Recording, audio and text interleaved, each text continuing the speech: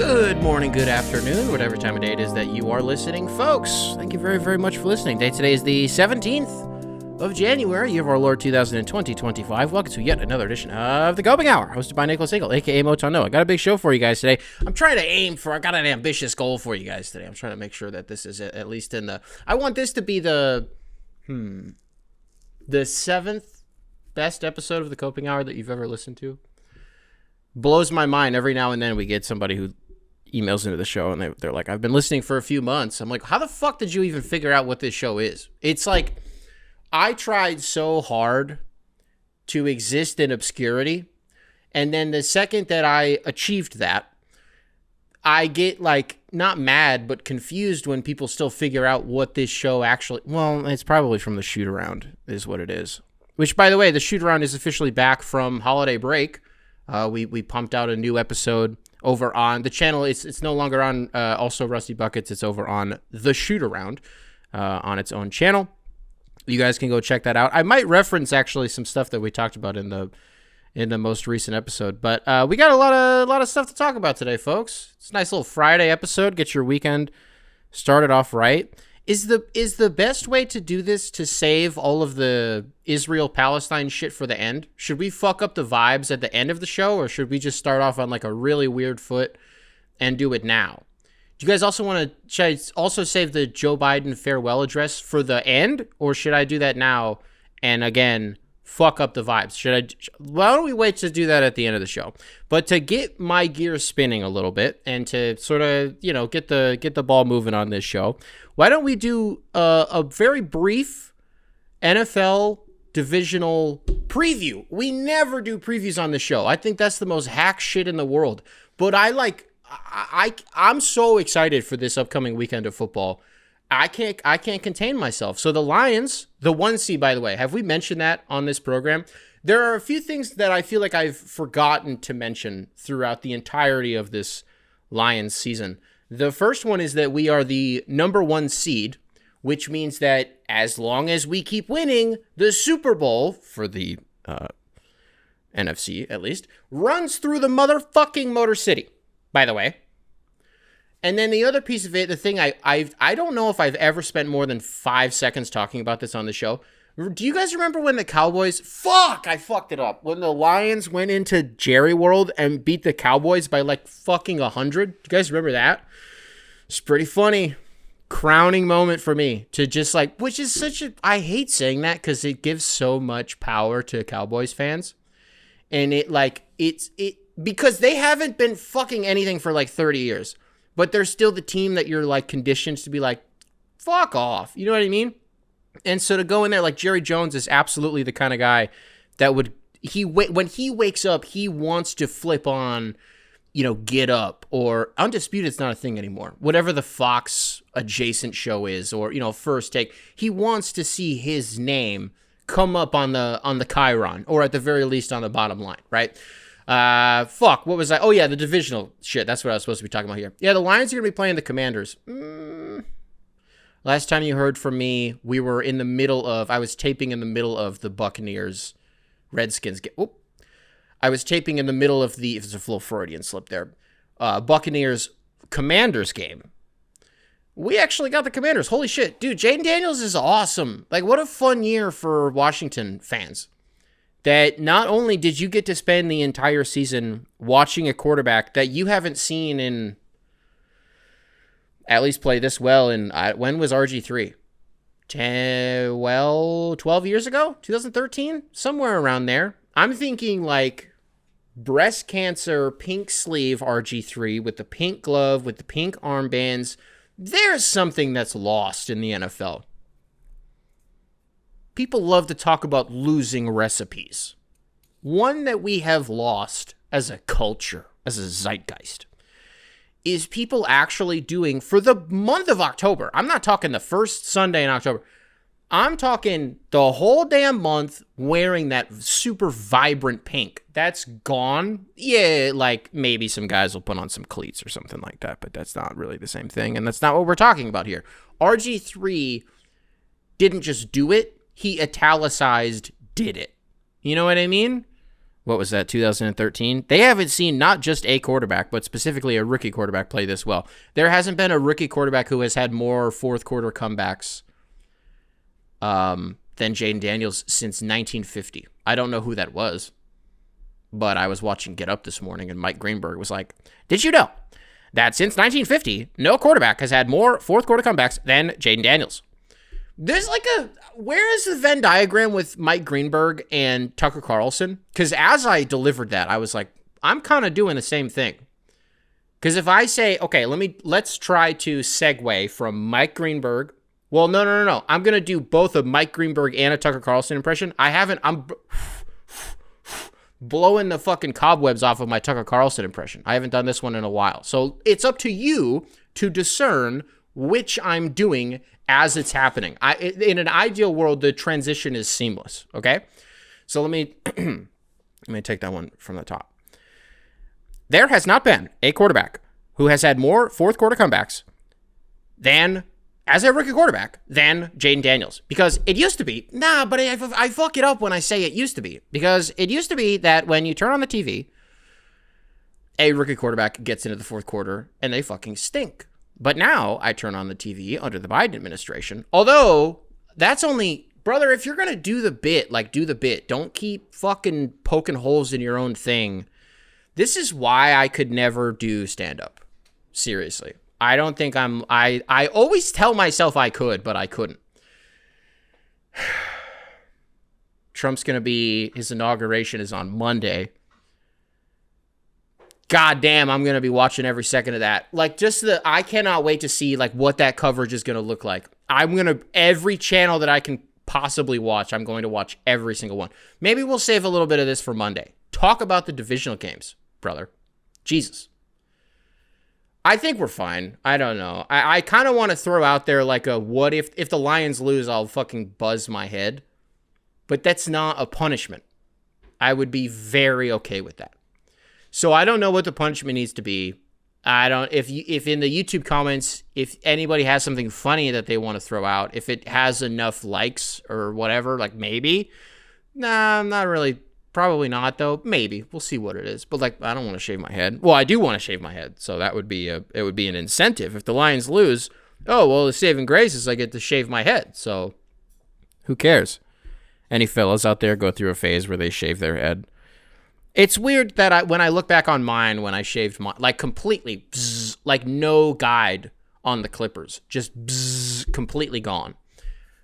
I look back on it now and I'm like, wow, that was like for real my Britney Spears era. Like I was going through some shit and I was like total identity crisis. I have no idea who I am or like what I'm doing. But, well, it wasn't all of it, but I think that was a portion of it. I don't know where the Venn diagram would cross in that, but I was definitely dealing with some stuff. And then there's because I was also like, well, I'm losing my fucking hair anyways. I mean, at the time that I did it, I was maybe like 23 or 24. I was like, I'm in my near early to mid 20s and my hairline is busted. It's already leaving me. I might as well just fucking kiss it goodbye. Deuces. And then eventually the maintenance just was so annoying that I just was like, all right, well, I'll just grow out my hair since I still technically can. So yeah, the divisional games, man. Texans, Chiefs, who fucking cares? Who cares? Devin McCourty on Get Up this morning picked the Texans. Everybody was like, you're dumb as hell. Let's get Devin McCourty a helmet, but not like a Patriots helmet. Like, let's get him, you know what I mean? Let's make sure he gets home safe on like what's a reverse elongated bus? What's that? If the bus is bigger than it's supposed to be, what's the reverse of that? Let's make sure Devin McCourty gets home on that bus. Brother, there's no fucking shot. I'm telling you, I think we said this on Monday. What's going to happen is, or what could happen is, the Texans are going to be up late in this game. And is it going to fucking happen? And then the Chiefs are going to go on and do some voodoo shit. And we're all going to pretend to be shocked by it. But the truth is that this has been in the cards all season. So, okay, we're taking the Lions. We're taking the Chiefs. Whoa, ambitious. Impressed. Sunday games. Brother, I have asked time and time again for one team to help out the Lions this season, and not one goddamned motherfucking team is willing to do it. Late in the season, the Commanders beating the Eagles helped us. It did. But the truth was, as long as we kept winning, it didn't matter. And that is exactly what the Lions did. We didn't end up needing that help, but it was cool that it completely knocked the Eagles out of number 1 seed contention. Thanks for that, I guess. But I'm looking at a Packers team that shit the bed against the Eagles. Jordan Love, I don't know. I'm not really interested in opening this can of worms, because you're going to tell me, whoa, we didn't have Christian Watson. We didn't have fucking Romeo Dobbs. And then who else got hurt in that game? Someone else got hurt in that game. I don't know. Okay. Well, Jordan Love looked pretty bad. Who looked worse? Is that the take about that? Well, I haven't even said a take. There's a take in there somewhere about the fact that the NFC North was the most competitive division that has ever been played in the National Football League this season, in terms of the wins and loss column. And we had 3 teams in, and we might not even have one team win 3 games. The Vikings got embarrassed against the Rams. Embarrassed. Capital E, bolded, italicized, underlined. Sam Darnold. I was the asshole saying I don't want to play Sam Darnold again because I don't think he's going to poop his pants, twice in 3 or 4 weeks like he did against the Lions in Week 18. And then he did, inexplicably. Is it inexplicable? Because, that's just been Sam Darnold. The whole time, that's just been him. And then when it's not, for 16, 17 weeks, we're rubbing our eyes like a damn Looney Tunes character. Who the hell is this Sam Darnold? What is this iteration of him? And then he plays 2 teams that are actually good at football in games that have high stakes and consequence shit, and he is bad. And yep, that's Sam Darnold. How much money do you think he just lost in the last 2 games that Sam Darnold played? How much money do you think he lost? ESPN seemed to think it was $100 million. It's probably not that. But the Rams, who have this 2013 Boston Red Sox marathon terrorist event sort of thing going on, this is our fucking city. All the coaches on the sideline wearing the LAFD hats for the fire department.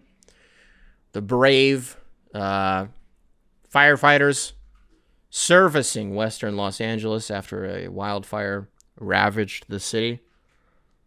The local government urged people not to return to their homes because there are still toxic chemicals that they had to dump on all these things. So the Rams, sneaky, might not be a team that you want to fuck with.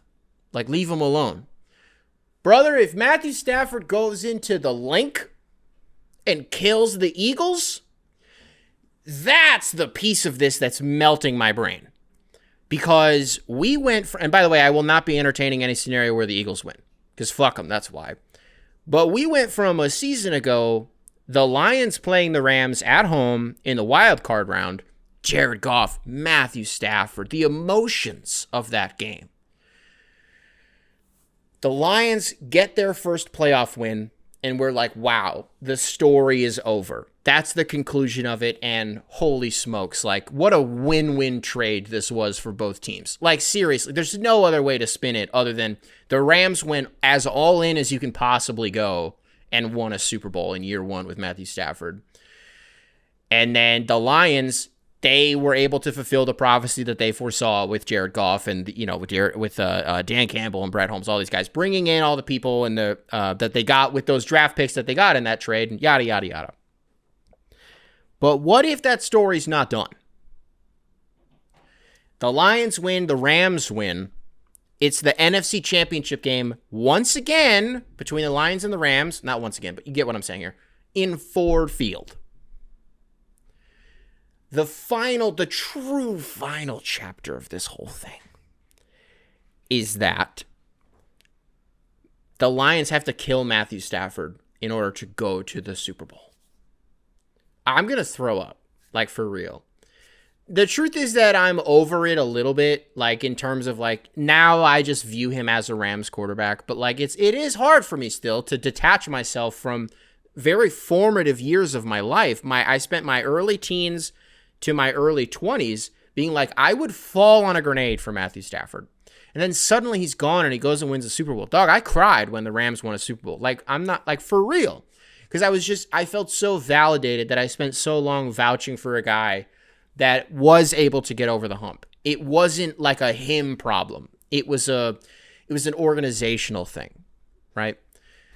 And so if those are the stakes, I don't know what's going to happen to me. The truth is I still like our odds. And I think that if anybody would be able to kill this whole like, oh, we had a fucking wildfire and like, we're the team to root for. We're the dogs here. Well, while that would be true, fuck them.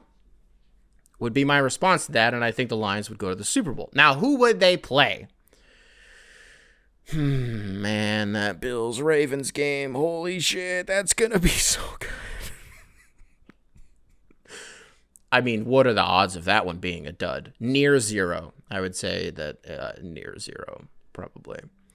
And then it's like, as long as the Chiefs take care of business, which pretty much all of us, unless you're wearing a helmet, believe that that is what will be the case, we will have a Chiefs versus the winner of the Bills and the Ravens for the AFC Championship game. Oh, my God. Now here's what stinks is the narratives that come out of this thing up. I mean, which one do we want to attack first? I don't want to do any of them because we're going to be here for 45 more fucking minutes. But it's basically like, does Lamar... No, shut up. It doesn't matter. I'm focused on this game. And this game is going to rule. We talk about the two guys in the NFL right now who we're talking about for MVP. Is it Lamar Jackson or is it Josh Allen? Now, the truth is, those ballots have been cast. I think it's going to go to Josh Allen. I think. But in Orchard Park, looks like right now there's maybe going to be some snow in that game. It's going to be cold. Lamar tried to wear some gloves in practice, and he was like, hell no. He's like, I sucked. He's like, I'm going to leave that to Teddy Two Gloves. Those of you out there wondering, where is Teddy Bridgewater these days? Isn't he coaching down in Florida? High school team winning state championships? Nah, bitch. He's with the Detroit Lions. He's back. He's back home. Teddy Bridgewater back home in Detroit. Sitting on the bench. Ravens, Bills. I'm so excited, dude. Nance and Romo are going to take us there. It's going to be such a good game. I don't even care who wins. That's the best part about this. It's like I will be furious if the Texans win because who fucking cares? I'm going to shit my pants and cry if the Commanders win because, like, duh. If the Eagles win, I'll just be like, fine. Literally, though, I'm literally Thanos. Which end credit scene was that? When he gets the glove and he's like, fine, I'll do it myself. Dog, that's literally me. It's like the wider autocomplete Reddit undercover. It's actually me. But it's actually me. And I'm like, fine, I'll do it myself. I'll get the Infinity's fucking glove. And I'll say Sonic and Knuckles, which is the other B story to the Lions game, is that David Montgomery is somehow back. I don't understand how the guy can tear his meniscus. And then like 5 weeks later, he's like, oh, yeah. Oh, ready to play football again. Oh, okay. David Montgomery. Cool. Really happy to have you back. But what the fuck sort of science is this? What the fuck is this? You went to Germany? Did you do the Kobe thing? Where you get, what did he do out there? Did he go to Germany or did he go to Italy? I think he went to Germany. It's just that he like loved Italians. And the most Italian thing about me, as someone who's not Italian, most Italian thing about me is that I love flushing shit down the toilet that isn't poop or pee. Like if it's not like man, we got leftovers in the pot, but it's like a weird amount and like we're not going to finish. We cook some dinner. Oh, there's some stuff left. I'm not throwing it away. I'm flushing it down the toilet. Like, okay, that sounds crazy. For example, we make chicken and rice, right? Something real simple for dinner. I eat all my chicken. I eat all my rice. But then I find out that there's still some rice left in the pot, but it's a weird amount, and I don't want to throw it away. So I flush it down the toilet. That's probably the most Italian thing about me. Bills, Ravens. Because it's like, Ravens Chiefs, I'm ecstatic. In Arrowhead, I'm ecstatic. Maybe Lamar has a revenge game from last year. He gets over the hump. He kills the Chiefs. He gets to the Super Bowl. And all of this MVP shit is like validated. Like, you can give a guy 2 or potentially 3 MVPs because he finally won a Super Bowl. He finally did it. Or you get the Bills and the Chiefs, which I believe I've been on record on this program before saying that is my favorite matchup in football. Like, if it's some combination of Patrick Mahomes, Josh Allen, Joe Burrow, Lamar Jackson, one of those 4, or rather 2 of those 4 teams playing together, right? Bengals, Ravens, Bills, Chiefs, whatever it is, I'm locking in and watching the shit out of that game. That's why this is a best case scenario for me. But Bills, Chiefs is just my favorite. We got an email from a guy. Man, I always talk about emails that always fall through the cracks and I don't get a chance to read them and it pisses me off. We got one a month or 2 ago at this point when I had done a segment on my whole dynasty spiel and why I love the Chiefs and why I'm never going to root against them. And one of you guys sent in a great email about why you don't fuck with that. And one of the points that they made was that, like, Patrick Mahomes and the Chiefs have never had a moment. Capital M, trademark symbol at the end of it. They've never had a moment. What a crock of shit that is. That's not true at all. Every Bills-Chiefs game, how about that? Every single Bills-Chiefs game. Namely, what was it, 13 seconds on the clock? The Bills gave the ball back to Patrick Mahomes and the Chiefs. I don't remember how that one ended. Will you remind me how that one ended? Giving Patrick Mahomes 13 seconds on the clock? It escapes me at this moment. So what's the prediction? I refuse to predict Bills-Ravens. I don't know because I don't care. I want Nance and Romo to just pop the fuck off. Just go berserk in this game. Just give me a game. That's all that I care about. Eagles are probably going to win. I'm going to throw up and get pissed off and smash some shit and drink some beers. Well, I'll just smash some beers is what I'll do. Folks, you know what I wanted to do for today's show? I wanted to read you guys some emails. Let's give the power back to the emailers because I feel like it's been basically the start of 2025. I've just been I've just been trying to get back into the mechanics of this. The holiday break kind of fucked me up. And I have just wanted to do it on my own. But let's get back into some emails. copinghoursubs@gmail.com, spelled phonetically. Email available in the description, wherever it is that you listen to this program. This first one comes into us from, it has to be Eon. E-O-I-N. Eon. I sincerely apologize if I'm wrong, but welcome to the show, brother. Hey, Nick. First real email, gonna be brief.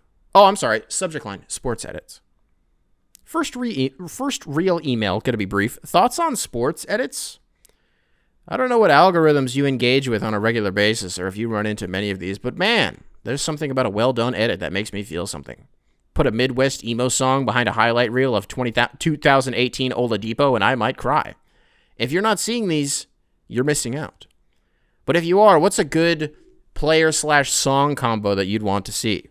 Not going to go on at length, but thanks a bunch for the show. Yeah, sports edits, like YouTube Shorts or TikTok or IG Reels or like whatever.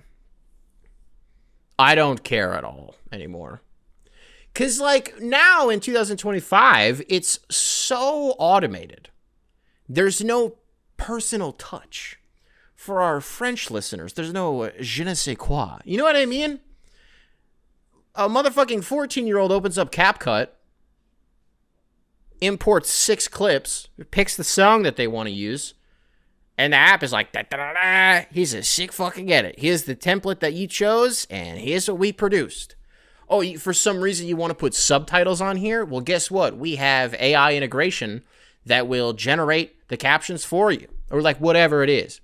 It's boring. There's just not a... I think that phase of... Because it's... Hold on. I want to figure out if I actually want to get fired up about this or if it is inconsequential and it doesn't matter. When has that really ever stopped me from getting fired up, though?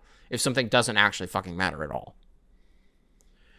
It bothers me that kids who are like, I don't know, it's not just kids, but someone will fire up CapCut and throw together some shit, farm engagement, and like call themselves an editor. I'm not an editor, so I don't take offense to it in that sense. But I take offense to it in the sense that like what you're doing isn't like, that's not content. The term content creator has also been blurred in such a way in 2025 at this point that like people who aggregate think that they're making content, right? So like, here's a good example. I've been talking to you guys recently about how the alt-right pipeline is trying to get me back. It's trying to pull me back in. We actually got an email about that. They're like, how's that going? It's fine. I've been rejecting most of it, but I'm still letting it happen. It's just funny. It's just funny to see it happen in front of your eyes and be able to clock like what it is. And we also got an email from a regular listener of the show, a very frequent commenter and emailer. And he asked me what the alt-right pipeline means. Like, what does that even look like? Because I think what he mentioned was in the episode that I did, the bonus episode that we did like a week or two ago, I said something about like guns being like an alt-right pipeline thing, right? If you randomly start getting a bunch of TikToks or YouTube shorts about guns, just chill for a sec. Like, stop liking them. You know what I mean? If you don't want to go down that road, like, don't, you know what I mean? Stop liking them and just scroll immediately and then do the thing where you're like, I don't like this. I don't like this content. For me, it's like, I don't know what the order of operations is with the alt-right pipeline, but guns is part of it. Some of you out there, guns have been, and gun safety has been like it's been a educational pillar of your life. And so there's not anything inherently wrong with being into guns. But it's like, it's such a specific piece of content. I don't know how to describe it in this moment. The other piece of it is if you start getting a bunch of shit about like military operations, not even operations, but like dudes who are in like the barracks, like fucking around, doing some shit that like looks super innocent. That's conditioning. That's what's happening. It's meant to show you that like, oh, see, the military, look how much fun you can have when you come join the United States military. Any of the branches of service, by the way, any of them. Another piece of it would be, the most obvious one would be like a Steven Crowder who has seemingly fallen off the face of the earth. As I said his name, I was like, where the fuck has he been? Ben Shapiro, Charlie Kirk, name a guy. Owning blue-haired 19-year-old libs on a college campus. That's the point where I don't know if there's a return. Once you start getting that shit in your feed, you might need to, you know what I mean? Then it's kind of spitballing here. I wish I brought this up having thought about it more than I have. There's some light stuff for you though. Sports edits, fuck them. Who cares? It's not 2015 anymore. It's not Vine. Who cares? There's no personal touch to them anymore. Like I watched, it's crazy also how many of them are just like completely devoid of context. I watched one a month or two ago of Marcus Smart. Who would he have been talking to? It would have been Zach Edey. Another thing, I think we talked about this on the shoot around a while ago. Marcus Smart is, before a game, like coaching up Zach Edey on some shit. I don't remember what it was, but it was like if you dribble with your right, you know, use your left and like use your left foot and then like put your back and spin and do all this shit. And then TikTok's like, yeah, like, oh, he's coaching him up. He's coaching him up. And then it fast forwards to the middle of a completely different game. A completely different game where Zach Edey does something that is not even the move that Marcus Smart was teaching him. It's a completely different play in a completely different game. And they're like, that's great coaching. The caption was like, Marcus, I don't remember what it was, but it was a horse shit. It didn't make any sense. And the comments were like, man, that's vet leadership. I'm like, you guys are getting tricked right now. What the shit is this? So people just kind of throw some shit together. It's so impersonal and bad. I feel so bad that I am ruining this guy's email. He was just trying to figure out, like, what emails do I think are cool? They were just trying to get, like, did I say emails? What edits I think are cool? Or, like, what's a song and, like, a player? You want me to give you something? Give me a Atlanta Hawks, Kyle Korver, Smoking in the Rain edit by Lil Yachty and Benny X. And I'm not talking, by the way, I'm not talking about Kyle Korver with like that bullshit dinosaur print neon Atlanta Hawks. I'm talking the navy blue when they had like Josh Smith, like that Kyle Korver. I also remember being in high school. I remember this so vividly. And it was in the middle of me doing you guys don't understand, Steph is going to be the guy. Now, I didn't realize how right I was going to be about that, the extent that I was right about that.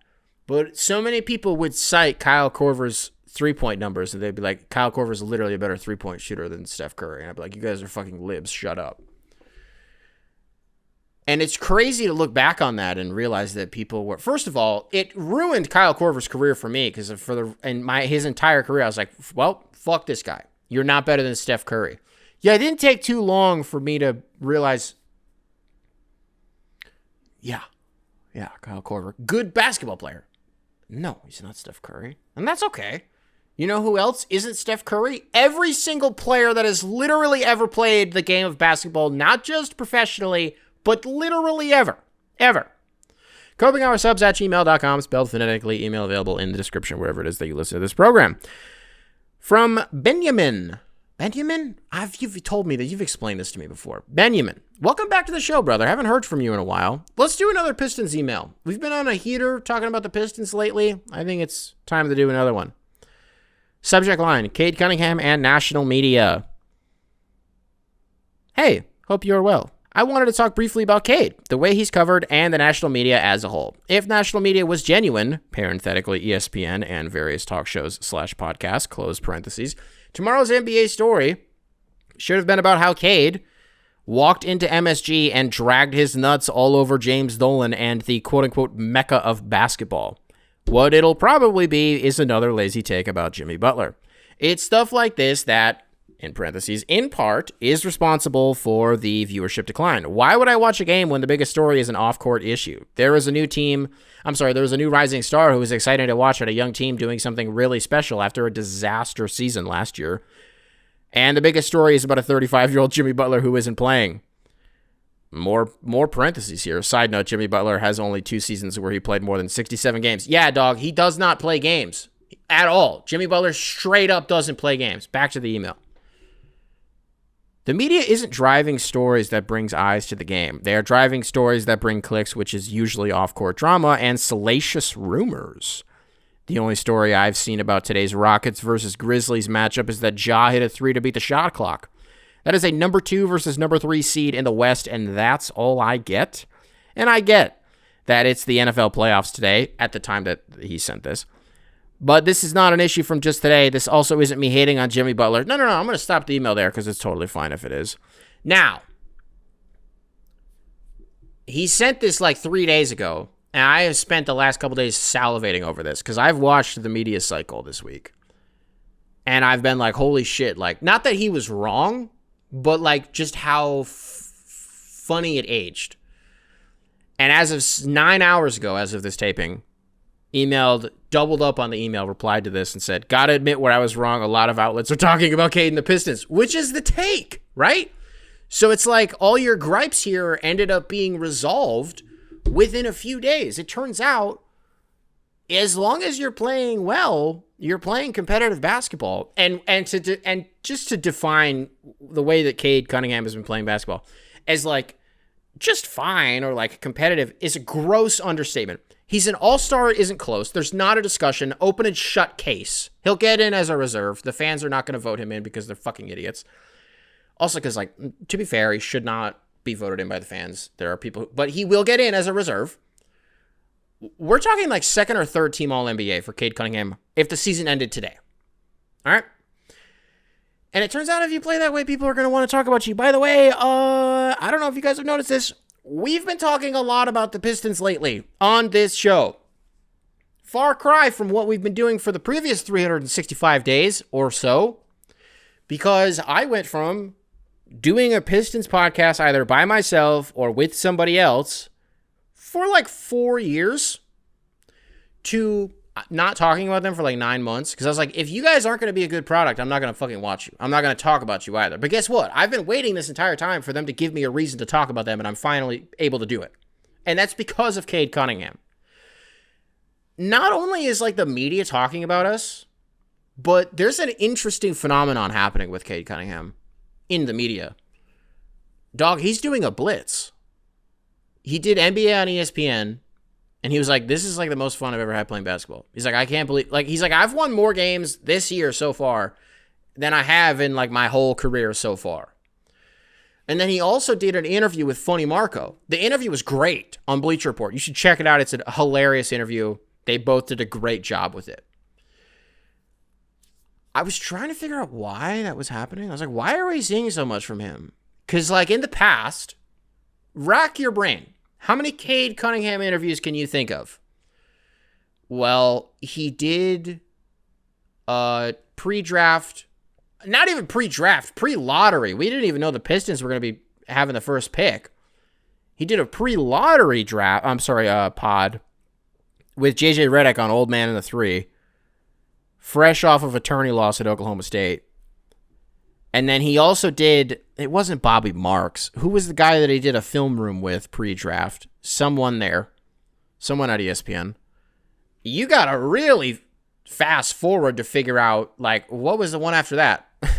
Well, folks, it's actually an interview that you can check out on the Moton Noah YouTube channel. Interviewed him at All-Star Weekend. Oh, yeah, I guess that did happen, didn't it? We did talk to Cade Cunningham. Yeah.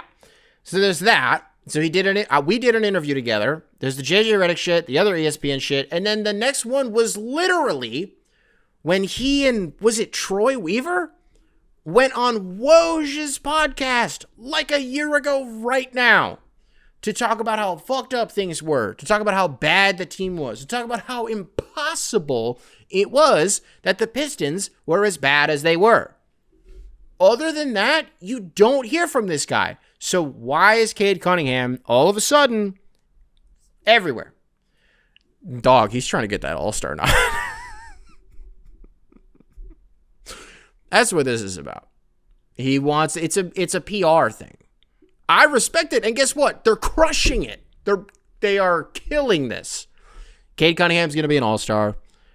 And I do think, some other stuff that you said here, I think you were spot on. Even if the Cade stuff aged funny, not bad, but funny, the NBA has certainly, or rather the media has certainly leaned into the soap opera piece of the whole thing. I don't think you're wrong when you say that the off-court shit is a lot of the times more, is investable the word? For casual fans, I think it is. The quick bites, the quips, like the tweets. I mean, the shit that you post on TikTok, and man, I just opened up a whole spider web of takes, and I'm trying to figure out which one I can get off. Maybe there's something to be said about the NBA and man, because like with the NFL, I think the reason that you don't see the ratings dip. Oh, here we go talking about ratings. I said I was never going to do it, and here we go.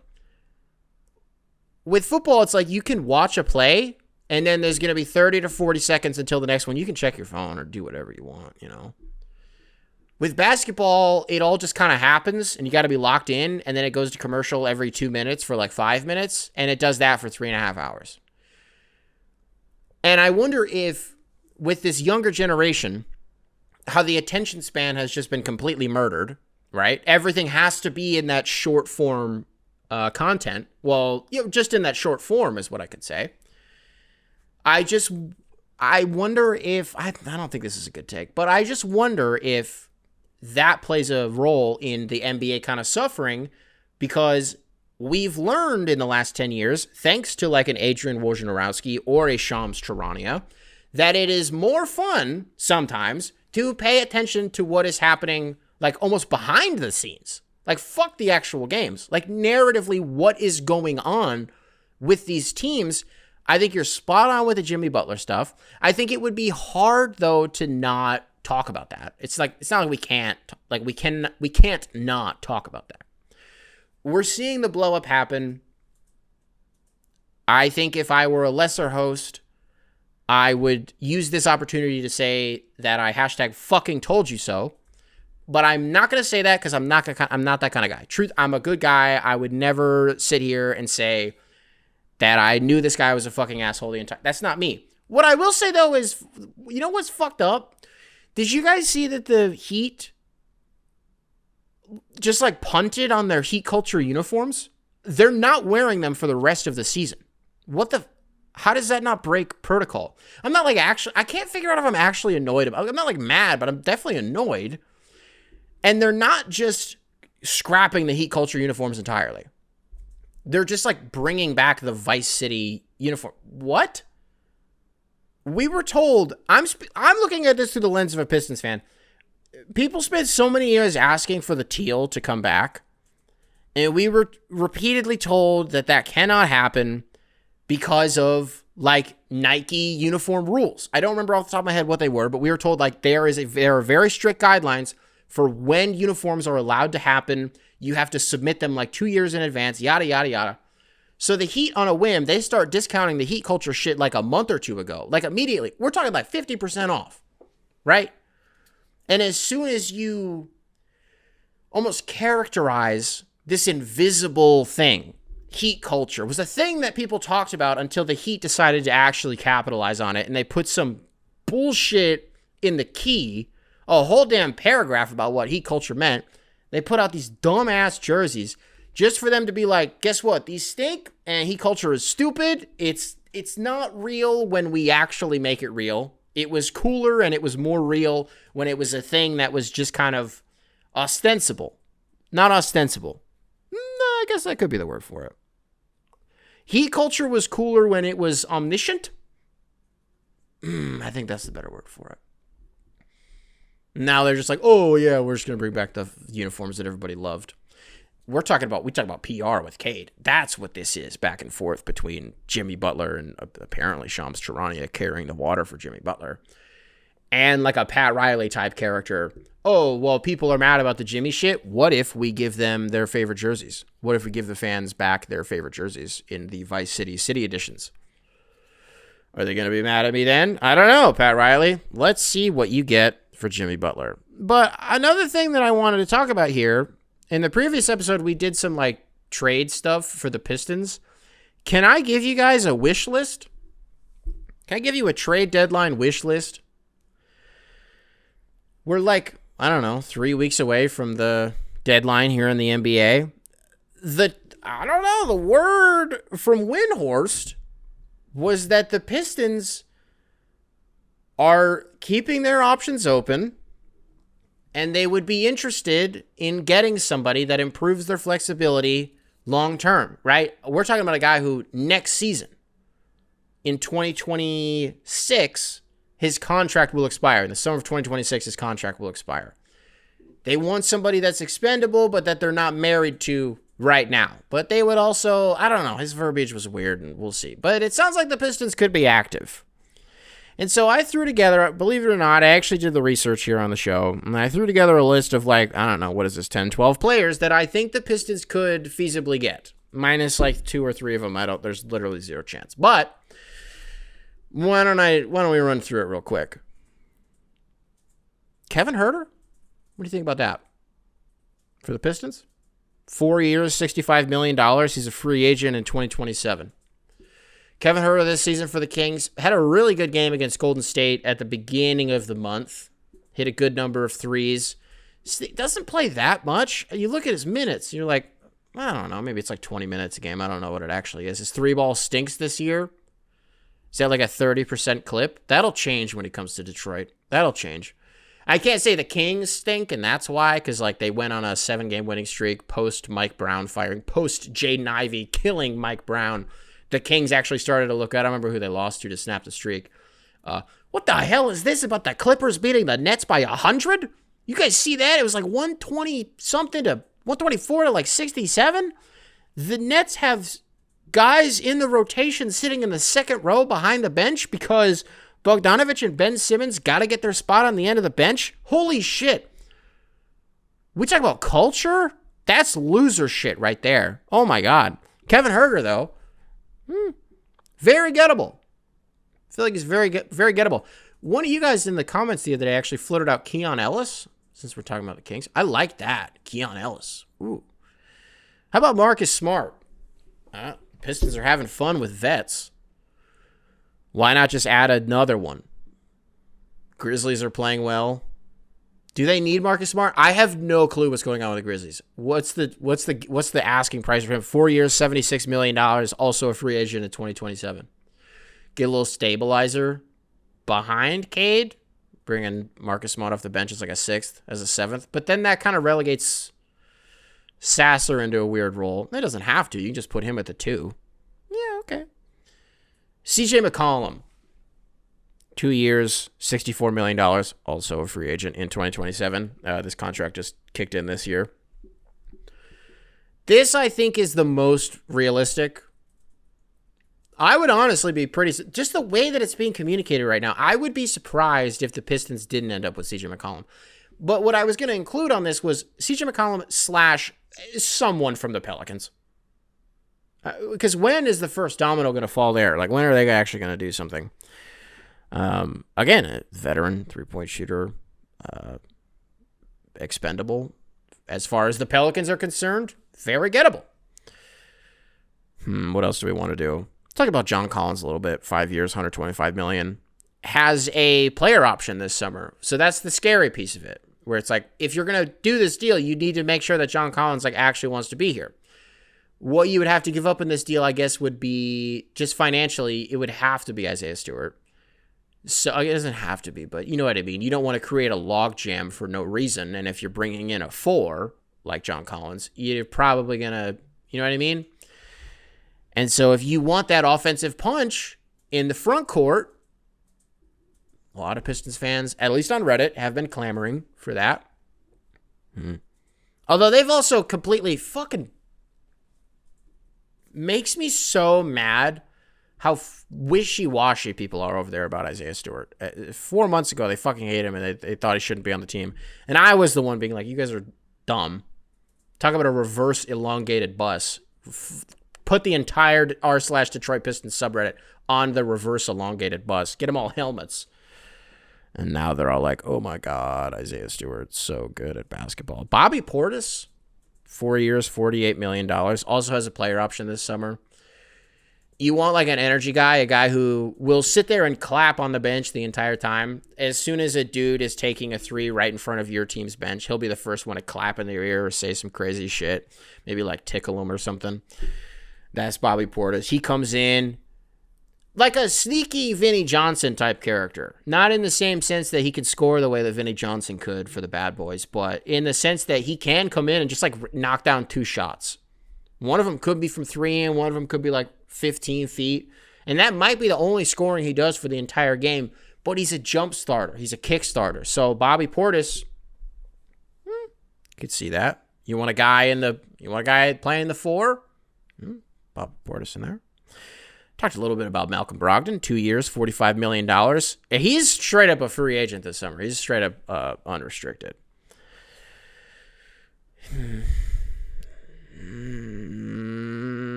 Do I want to do business with the Wizards? I'm so serious. That's the piece of it that's where he is at this point, right? Let's ask Siri. Who does Malcolm Brogdon play for? It's the Wizards, right? Malcolm Brogdon was traded to the Portland Trail Blazers in October of 2023. Yeah, no, I know, but Malcolm Brogdon. This is such bad podcasting, but I need to figure this out because otherwise I'm going to sound stupid. I swear to God, he plays for the Wizards. I'm leaving all this. We do the full hour here at the Copenhagen. Yeah, he plays for the Wizards. I'm not fucking Siri gaslighting me. What the fuck was that all about? He literally plays for the Wizards. Who else do we got on here? Yeah, Casey Wallace, 4 years, $24 million, restricted free agent in 2027. Got Lauri Markkanen, 4 years, $195 million, free agent in 2030. Jesus. What about Chris Middleton? You want to get weird? You want this thing to come full circle? He goes from Detroit, and then we're like, boo, you stink, and we trade him to the Bucks for like a bag of chips. And then he blossoms, and he's awesome. 3 years, $93 million.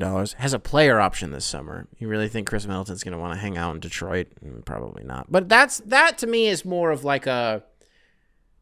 let me say this let me deliver this take before I mean it. If you'll give me some grace here. Chris Middleton would be somebody that I would want the Pistons to trade for in the absence of Jaden Ivey in order to alleviate the pressure from Cade Cunningham. At this point in Chris's career, does he do that effectively? You'd probably be better off with like CJ or Devin Booker. Devin Booker, who makes $220 million over a 4-year span and is a free agent in 2029. You want to get real? Or like Andrew Wiggins? What's his contract? Wasn't he like a 5-year low hundreds? Maybe like 105 or something? You want to get real sick? You want to get disgusting? You want to get nasty? I'm just wondering if the Suns realize their position and they decide not just to break up the band, but like it's not Book that we need to deal, it's KD. I am going with this where you think I'm going. What does that look like? Is there literally any way for Detroit to facilitate something like that? The answer is probably no. No, Nick, they can't. The Pistons cannot trade for a 37-year-old Kevin Durant? I don't know. Maybe Matt Ishbia just needs to do the Pistons a favor. You talk about Devin Booker being a Michigander, guy from Grand Rapids. Matt Ishbia is literally a Spartan dog. Guy can't scratch our back once. Becomes an NBA owner. Becomes Joseph Tsai, has new owner syndrome, and is like... It is so funny to me conceptually that like these owners get into the chair and they're like, wait, what if I just traded for all the best players? And then we just won a bunch of games. Why don't more teams do that? And then when it doesn't work, and they're like, oh, so now we have 3 guys who are aging and don't play well together, or they do play well together, but they're always hurt and they don't play in games together. Also, they cost cumulatively like $150 million a season. Oh, and then also we don't have any capital. Yeah, the first and second round picks, we don't have any of those. Although the Suns did just do a trade where they sent out like 3 second round picks and Josh Okogie to the Hornets for, it wasn't Mark Williams. And a second, who was it? I don't remember who it was. How's like the Suns have 3 seconds to give out? Jesus. That's wild. Trade deadline wish list, folks. I don't know if they're going to do anything. There's a little take in there. If the Pistons didn't do something, how would I feel about that? I'd be fine with that. If I've said it once in the last month, I've said it 100 times. Don't do anything. Chill out. But the Ivy thing, Jacob, a.k.a. Rusty Buckets, pointed out. I just got to keep forgetting that Ivy is hurt. And that Cole Anthony needs to be in jail for the rest of his life for hurting Jaden Ivey, snapping his leg in half, turning it into a fucking Mosta Choli noodle. I never did comment on Isaiah Stewart elbowing Noah Clowney. Like, locking eyes with him. Isaiah Stewart looking at the ball, like coming off the rim, and then looking over at Noah Clowney coming at him down the baseline. Having a moment to be like, I shouldn't elbow this guy in the fucking throat. And then elbowing him in the throat. Now, hold on. A lot of people upset about this. Even on the Pistons subreddit, people are like, if somebody did this to Cade, oh, fucking blah, blah, blah, we'd want that guy in jail for the rest of our life. For sure. But they didn't do it to Cade. That was our guy. That was Stu. He did it to some fucking clown on the end of the bench. No pun intended with clown. No, clown is not on the end of the bench. He's literally just a guy, though. And the team that he plays for just lost by fucking 80 to the Clippers. I don't care. It's not good behavior, but I don't care about it. Isaiah Stewart elbowing a guy that he did not have to do, but he did do it in the throat. Who cares? If that happened for your favorite team, you would have been like, hell yeah. It's a different mentality. That's just what it takes to play and enter your city here. And guess what? Foundationally, that's what Detroit has always been, is physically beating the shit out of other players. And if that means, you know how many, like, transition screens that, like, Rick Mahorn would set or, like, Bill Laimbeer would set, that, like, a motherfucker would straight up go to the hospital. Yeah. And guess what? Everybody hated them because they were bullies and they played dirty and they were super physical and they were assholes. Every adjective that I just used, I think, describes Isaiah Stewart. r/NBA. How is this guy still in the league? Isn't this the same guy that tried to kill LeBron? You mean the guy who got closed fist punched as a 20-year-old by a 35-year-old LeBron James? Yes, actually, it is the same guy. It is the same guy who tried to kill Noah Clowney. Now, what did Noah Clowney do except, I don't know, try to make a play on a basketball? Nothing. Didn't do anything wrong. Isaiah Stewart was just like, what if this guy couldn't breathe for a little while? Would that be a good bit? And in those fractions of seconds that were passing, Isaiah Stewart must have thought to himself, that would be really fucking funny if Noah Clowney couldn't breathe. So he elbowed him in the throat. And then, how did that end up going? He didn't get tossed for that. Did he get tossed for that? I don't remember what happened with that. You know what I've been doing a lot of lately? I don't feel great about this, but I've been gambling a lot in GTA Online. Yeah. It was like the other day, I was like, I just need something to play. I just need a different game to play. I can't keep playing Madden. I can't keep playing college football. Like, I just need something different. I need a little bit of action in my life. I beat Ghost of Tsushima, and I was like, all right, like, oh, like, cool, did it. I killed, no spoilers, I'm not going to say it. Although, by this point, I would imagine everybody who wanted to play the game has probably played the game. But hey, I hadn't yet, and it had been a few years, so maybe one of you out there hasn't. Yeah, downloaded GTA again. Haven't played it in I don't know how long. So I go into online, and I was like, oh yeah, I forgot about the casino. They just like straight up give you $4 million to like start a new character. I was like, whoa, impressed. So I got like a business and shit. I'm like doing special cargo. I'm like raking in serious dough.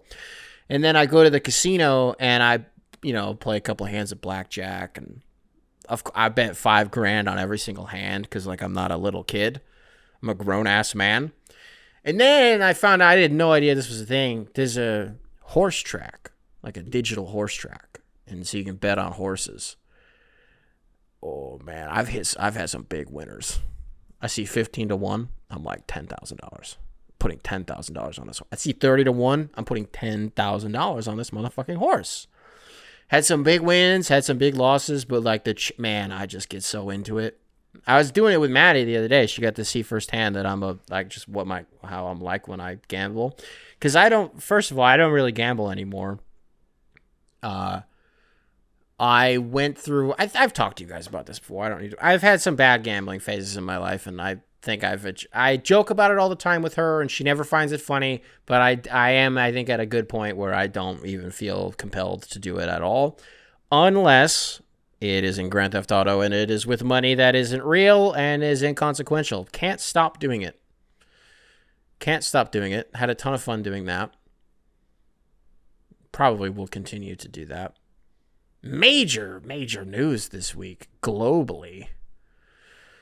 As of this taping, we're about 36 hours removed from Israel and Hamas agreeing on a ceasefire.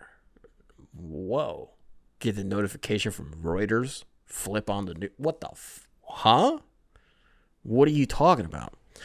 The only reason that I am bringing this up is because we got we got an email. This is happening in real time. Sports betting culture in college. I'm gonna flag this. I'm gonna read it on Monday. It was really funny timing that you sent in a gambling email. Let me set that back up from the top. So, folks, the only reason that I'm bringing up Israel and Palestine is because we got an email from a guy that sometimes when I say you guys need to chill the hell out when you email me, I'm not talking about this guy. From Ishmael. Ishmael? What's up, Libtown Noah? First time, long time. Just wanted to shoot you a quick email to call you out on being a fucking retard for saying that Israel would never come to a ceasefire agreement with Hamas. Has to be a rough day for you, but hope you're doing well. Now, what's funny to me is the guy sent this within like 2 hours of that news breaking. And what was true at the time was that Israel had not like formally committed to this. It was like the United States and Hamas that were reporting that this agreement had been reached. And so you're like, okay. And then Biden's like, yeah, this was my idea. That's not how Biden doesn't talk like a pirate. Yarg. Probably would have polled a lot better if you just started doing if Biden went full pirate. Hey, Jack, what flavor is that ice cream? Yar, see? So they start talking about like, oh yeah, this plan is going to come in phases, and phase one is X amount of hostages get released. So 33 Israeli hostages were going to get released by Hamas. The numbers of which it was a little unclear how many of them were still alive. And that whole thing has been a total. Is it red herring? Is that what it is? People focus so much on the Israeli hostages. Dog, the Palestinian hostages it's like 100-1. Because in that same phase, Hamas is like, here's the 33 prisoners. Some of them are going to be dead as fuck, but I don't know, whatever. And then Israel's like, okay, well, here's 1,000. Here's 1,000 Palestinians that we have locked up. Some of them, by the way, are women and children. Oh, yeah, here's that. Oh, okay. Okay. The reason I'm bringing this up is not to take a victory lap. That's not the point of this, because what's happening right now is fucked up. But while this guy was sending this email, the IDF was still conducting airstrikes on the Gaza Strip. As of this taping, at least 77 people have been killed, civilians, since the ceasefire news came out. We also know at this point, we've known this for, when was October 7th? 15 months ago?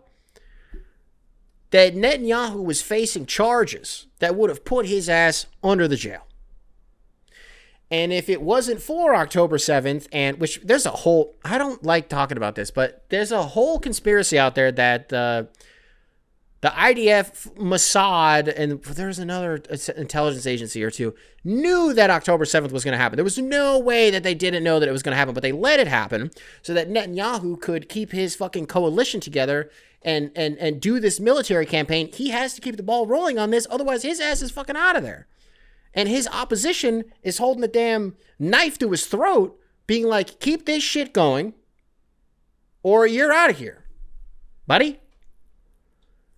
And so when I see somebody emailing me and calling me a fucking for saying that it would never happen. By the way, one of the things that we talked, I don't even know, this is the thing I should mention. I don't even know when I would have said this, truthfully.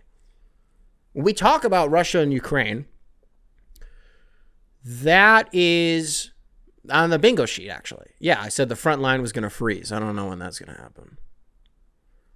It had to have been like over the summer. Anything that I can remember saying about this was the reason I don't think anything is going to happen is because I don't think Hamas is going to have the numbers. Whatever hostages they still have, most of them have to be dead as hell. And that seems to be like it might be kind of true a little bit. And then even with this ceasefire agreement, the Israelis are like putting pressure on Netanyahu, his opposition. Like they're like, you can do this ceasefire shit, even though like sneaky, no, you can't. But in 42 days, you will resume this campaign. wait, so, so what's going on?